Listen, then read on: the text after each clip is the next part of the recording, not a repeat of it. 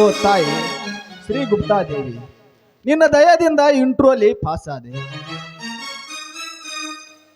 ಇನ್ನು order copy ಒಂದು ಬಂದರೆ ಬಡತನ ಅಂಗಳದಲ್ಲಿ ಜೀವನವನ್ನು ಸಾಗಿಸ್ತಿರುವ ನನ್ನ ತಂದೆ ಹಸಿರು ದೀಪ ಹಚ್ಚಲೆಂದು ಪಾಪ ನನ್ನ ಅಣ್ಣ ನನ್ನ ತಂಗಿ ನನ್ನನ್ನು ಓದಿಸುವ ಸಲುವಾಗಿ ಎಷ್ಟೊಂದು ಕಷ್ಟಪಟ್ಟಿದ್ದರು. ಇರಲಿ, ಅವರಿಗೆ ನಾನಿನ್ನು ಸುಖವಾಗಿ ನೋಡಿಕೊಳ್ಳಲೇಬೇಕು. ಛೇ, ನನ್ನ ಪ್ರೀತಿ ಹೆಂಡತಿ ಎಷ್ಟೊಂದು ದಾರಿ ಕೈತಿದ್ದಳು.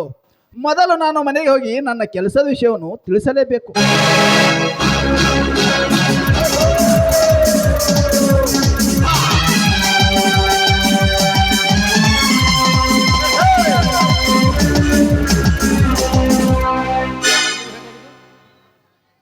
ಹಲೋ ಧನ್ರಾಜ್, ಎಷ್ಟೋ ದಿನಗಳಿಂದ ಭೇಟಿನೇ ಇಲ್ಲಲ್ಲ. ಎಲ್ಲ ಚೆನ್ನಾಗಿದೆ ತಾನೆ? ಮತ್ತೇನು ಸಮಾಚಾರ? ಸತೀಶ್, ನೀನು ಮೊದಲು ಎಲ್ಲಿಗೆ ಹೋಗಿದ್ದೆ ಅಂತ ಆಮೇಲೆ ಹೇಳುತ್ತೀನಿ ಈ ಊರಿನ ಕತೆ. ಧನ್ರಾಜ್, ನಾನು ಒಂದು ವಾರದಿಂದ ಬೆಂಗಳೂರಿಗೆ ಹೋಗಿದ್ದೇನೆ. ನೋಡು ಸತೀಶ್, ನಿನ್ನ ಎದೆ ಹಾಟು ಗಟ್ಟಿ ಮಾಡಿಕೋ. ವಾರ ತುಂಬಾ ಕೆಟ್ಟು ಹೋಗಿದೆ. ಅಂದರೆ ನಿನ್ನ ಮಾತಿನ ಅರ್ಥ? ನೋಡು ಸತೀಶ್, 2 ದಿನಗಳ ಹಿಂದೆ ಯಾರು ಇಲ್ಲದ ಸಮಯದಲ್ಲಿ ಶ್ರೀಮಂತ ಎಂಬ ಜಗದೀಶನ ಪ್ರೇಮ ಪಾಶಿಯ ಬಲೆಯಲ್ಲಿ ನಿನ್ನ ತಂಗಿ. ಧನ್ರಾಜ್, ಕಿರಿಚಿಕೊಳ್ಳಬೇಡ ಸತೀಶ್, ವಿಷಯ ತುಂಬಾ ಇದೆ. ಈಗಾಗಲೇ ಜಗದೀಶನ ಹೆಂಡತಿಯಾಗಿ ಸಾಗಿ ನಡೆದಿತ್ತು ನಿನ್ನ ತಂಗಿಯ ಬಾಳು. ಧನ್ರಾಜ್, ಇದಕ್ಕೆ ನನ್ನ ತಂದೆ ನನ್ನ ಅಣ್ಣ ಹೇಗೆ ಒಪ್ಪಿದ್ದರು? ನೋಡು ಸತೀಶ್, ನಾಯಿಯನ್ನು ತಂದು ಸಿಂಹಾಸದ ಮೇಲೆ ಕುಂದಿರಿಸಿದರೆ ಅದು ನಾಯಿನೇ. ನೋಡು ಸತೀಶ್, ತಾಸಿನ ಹಿಂದೆ ನಿಮ್ಮ ಮನೆಗೆ ಹೋಗಿದೆ. ಮನೆಯಲ್ಲಿ ನೀನೇ ಇರುವೆ ಎಂದು ನೇರವಾಗಿ ಒಳಗೆ ಹೋದೆ. ಹೋಗಿ ನೋಡಿದ್ರೊಳಗಾಗಿ ವಿಚಿತ್ರ ದರ್ಶನವಾಯಿತು. ಧನ್ರಾಜ್, ಅಂದರೆ ನಿನ್ನ ಮಾತಿನ ಅರ್ಥ? ಎಲ್ಲ ಬಿದ್ದ ಪಾಪದ ಪಿಂಡವನ್ನು ತಂದು ಅನ್ನ ಹಾಕಿ ಬೆಳೆಸಿದೆಯಲ್ಲ, ಅದು ದ್ರೋಹ ಬೇಕಿತ್ತು ಆ ನೀಚ. ಅಂದರೆ ನೀನು ತಂದಿರುವ ಬಂಗಾರದ ಪಕ್ಷ ಜೊತೆ ಆಟವಾಡುತ್ತಿದ್ದ. ನಮಗೇಕೆ ಬೇಕು ಪರರ ವಿಷಯ ಎಂದು ಮರಳಿ ಬಂದು ಬಿಟ್ಟೆ. ಧನ್ರಾಜ್, ಅಂದರೆ ನಿನ್ನ ಮಾತಿನ ಅರ್ಥ? ಅರ್ಥವಿಲ್ಲದೆ ವ್ಯರ್ಥವಾಗಿ ಹೋಯ್ತು ಸತೀಶ್. ಪಾಪ ನಿನ್ನ ಹೆಂಡತಿ ಬೇಡ ಬೇಡ ಎಂದರು.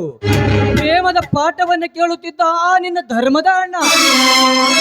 ಧನ್ರಾಜ್, ದೇವರಂತ ನನ್ನ ಅಣ್ಣನ ಮೇಲೆ ನೀನು ಇಲ್ಲದ ಸಲ್ಲದ ಆರೋಪಿಯನ್ನು ಹೊರಿಸುತ್ತೇನೋ? ನನ್ನ ಅಣ್ಣ ನನ್ನ ಹೆಂಡತಿಗೆ ತಾಯಿ ಎಂದು ಕರೆಯುವನು. ಅವನು ಇಂಥ ಕೆಟ್ಟ ಕೆಲಸಕ್ಕೆ ಎಂದು ಕೈ ಹಾಕುವನಲ್ಲ. ಅವನೊಬ್ಬ ದೇವರು, ನಿನಗೆ ತಿಳಿತವೆ? ನೋಡು ಸತೀಶ್, ಇದ್ದ ವಿಷಯವನ್ನು ನೇರವಾಗಿ ಹೇಳಿದರೆ ಅದಕ್ಕೂ ನೀನು ನಂಬಲಿಲ್ಲಂದರೆ ನಾನೇನು ಮಾಡಬೇಕು? ನೋಡು ಸತೀಶ್, ಇದು ಕಲಿಯುಗ. ನೀನು ತಿಳಿದ ಹಾಗೆ ನ್ಯಾಯದ ತಕ್ಕಡಿ ನ್ಯಾಯದ ಕಡೆಗೆ ತೂಗುವುದಿಲ್ಲ, ಅದು ತೂಗುತ್ತದೆ ಪಾಪದ ಕಡೆ. ನೋಡು ಸತೀಶ್, ಒಂದೇ ತಾಯಿಯ ಗರ್ಭದಲ್ಲಿ ಹುಟ್ಟಿದ ಅಣ್ಣ ತಮ್ಮಂದಿಯರ ಮೇಲೆ ವಿಶ್ವಾಸವಿಲ್ಲದ ಈ ಕಲಿಕಾಲ. ನೀನು ಅವನನ್ನು ನಂಬಿದೆಯೆಂದರೆ ನಿನ್ನಂತ ಮುಟ್ಟಾಳನೇ ಯಾರು ಇಲ್ಲ. ಅಂದರೆ ನೀನು ಹೇಳುತ್ತಿರುವ ಮಾತು? ನೋಡು ಸತೀಶ್, ರಮೇಶ ನೀನು ಸಾಕಿದ ನಾಯಿ, ಅವನಿಗೇನು ನಿನ್ನ ಹೆಂಡತಿ? ತಮ್ಮನೆಂಬ ನಾಟಕವಾಡಿ ತನ್ನ ಕಾಮವನ್ನು ತೀರಿಸಿಕೊಳ್ಳುವವನೊಬ್ಬ ತಿರುಕ. ಧನ್ರಾಜ್, ಇದು ಸುಳ್ಳು. ಈ ಮಾತ ಏನಾದರೂ ಸುಳ್ಳು ಆಗಿದ್ದರೆ ನಿನ್ನ ಸ್ನೇಹ ಮರೆತು ಸೇತಿ ಹೊಡೆದಂತೆ ನಾನು ನಿನ್ನ ಪ್ರಾಣ ಜೊತೆ ಆಟ ಆಡಬೇಕಾಗುತ್ತದೆ. ಎಚ್ಚರ! ಒಂದು ವೇಳೆ ಈ ನಾನು ಹೇಳಿದ ಮಾತು ಸತ್ಯವಾದರೆ ನೀನು ಸಾಕಿದ ನಿನ್ನ ಅಣ್ಣನನ್ನು ಮನೆಯಿಂದ ಹೊರಗೆ ಹಾಕುವ ತಾಕತ್ತು ನಿನ್ನಲ್ಲಿ ಇದ್ದರೆ, ನಿನ್ನ ತಂದೆಗೆ ನೀನು ಎದುರಾಗುವ ಶಕ್ತಿ ನಿನ್ನಲ್ಲಿ ಇದ್ದರೆ ನಡೆ, ಈಗಲೇ ಹೋಗೋಣ.